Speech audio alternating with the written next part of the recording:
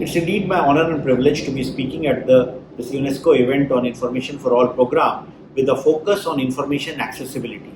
And today we'll be hearing a lot of experts with regard to how AI is helping bridge the gap of accessibility and ensuring information accessible for all. In the session today, I will be speaking mainly about how artificial intelligence is transforming this aspect of digital economy and digital accessibility and use of AI for making information better accessible for various services. I would also be highlighting about what India has been doing in the field of AI and how India is poised to take advantage of the AI revolution happening world over. Artificial intelligence has become a part and parcel of all our lives. Every day, whenever we browse the internet or when we use any service, knowingly and unknowingly, we are using an AI-based service. Like for example, when people are watching a YouTube video, it will give recommendations for other videos to watch. People are watching Netflix, they will get recommendations. All of it based on AI. There are a lot of language-related translations which is happening in the field of AI, and like for example, when you use the Alexas and the Siris and all, it's all an AI bot that's answering the queries. And CRM solutions, the AI chatbots have become very popular on all our portals, including government portals, wherein like when you are going to the railways website, if you want to ask a query, there is a chatbot that answers the AI Disha bot that's there on the railways website.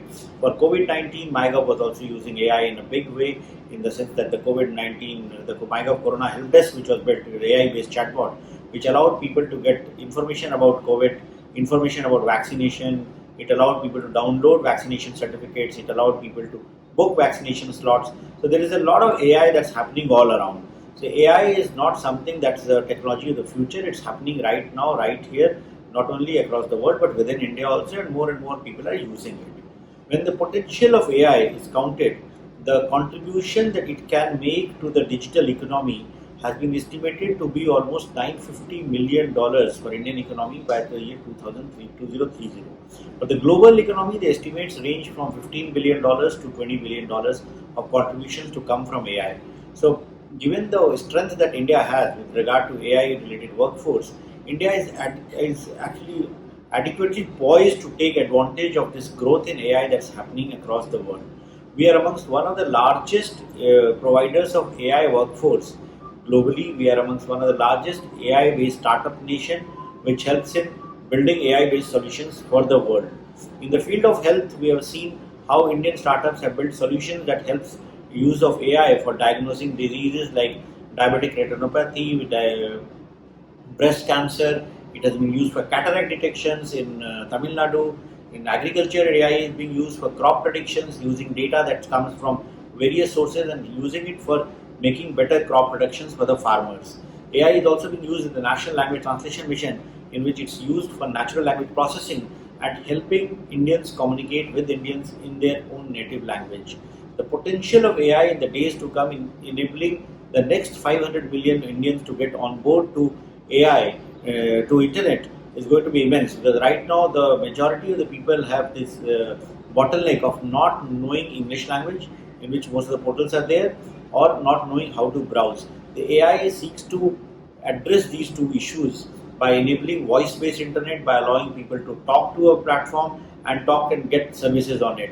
On the Umang platform that we are implementing in National E-Governance Division, Ministry of Electronics and IT, we are building an AI-based chatbot and a voice bot wherein you could talk to the Umang app and get information and get services with regard to various public services the government offers. So, for example, you'll be able to talk to the Umang app and say that what is the status of my passport number, when will I get my PAN card, how will I get a driving license, and you will get voice-based responses, and you'll be able to access those services with that mode. So AI is the central to our strategy, and based on that, India launched its national strategy on AI in 2018, which focused on the AI for all approach. And the mantra for that was that how do we ensure AI brings in more equitable access to services for all citizens. The other key focus in the AI national strategy on AI was to ensure that India emerges as a garage for the world for AI-based solutions. Because any solution that is built and developed and deployed in India will, for all purposes, will be reusable in any other part of the world. And part of this strength comes from the huge data that we have for any public service, given our population, given our scale, the amount of data that's available with us, the amount of data analytics that can be built on that, and based on machine learning algorithms, AI-based solutions are built. And India's AI-based solution is being used in the field of smart mobility. If you look at the kind of solutions that have been deployed in smart cities, are also the companies which have deployed it are building these solutions for other countries also. And as I mentioned, healthcare also, it's happening in the same way. One area that we need to address in order to ensure that India gets the AI leadership in the world is to promote AI-based research, to promote availability of supercomputers, to allow researchers and entrepreneurs to run their algorithms, and to push forward for ensuring adequate capacity at all levels for building AI solutions. Towards this objective, we are implementing schemes like the Vishwasariya PhD scheme, in which PhD scholars are being trained in AI-based solutions, and they are helping us get patents and deploy AI-based solutions that can be used in various applications. CDAC is building the supercomputers required for AI-based computing. That's we call it Airawat, which is going to be commissioned soon, and that would allow a facility that can be used by all our entrepreneurs and researchers for running their algorithms. Similarly, for building capacities in the field of AI, especially in the government, we have run several programs like the AI Pe Charcha. We organized the Responsible AI for Social Empowerment Summit last year, which saw participation of more than 80,000 people from almost 81 countries across the world. And that showed what India's strength is in building AI-based solutions at scale. For upskilling government team members in the field of AI, we have launched the Digital India Dialogue series, in which we get partners from academia and partners from industry to showcase and demos of AI-based solutions that can be customized and adopted across the country. In order to look at the future and to ensure that we are able to build an AI-based workforce, the Responsible AI for Youth program was launched, in which we are partnering with industry to train school students in building AI-based solutions. And after the success of the program last year, this year we extended it to only government school kids for classes 9 to 12. And we were surprised to get more than 15,000 students sign up for this program, out of which 11,000 students have already completed the program. And the top 100 are building their AI-based solutions that will be showcased very soon. Then CBSE has been in touch with industry, and they have included AI as the curriculum in class 10th and 12th, and students are getting their AI lessons right from the beginning.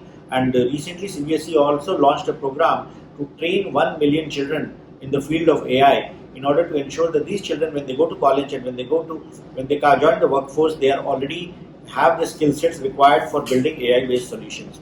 So overall, AI has been the focus area for the government. The national program on AI has been conceptualized, which will have, along with Airawat and along with capacity building, in other programs which include building up in the Indian Center for Transformational AI in partnership with industry, and it would also have some moonshot projects which will take up projects in the field of agriculture, healthcare, smart cities, natural language processing, that will showcase what all India and Indians can build for pushing forward the cause of AI. So AI in the days to come will be a mainstay of our entire approach, and I'm sure that with the amount of investment the government and the private sector is making in the field of AI, we'll have many more unicorns coming in with AI-based solutions, and public services be transformed with the use of AI, making them more accessible, making them more affordable, making them more intuitive, and people will benefit greatly from these AI-based solutions.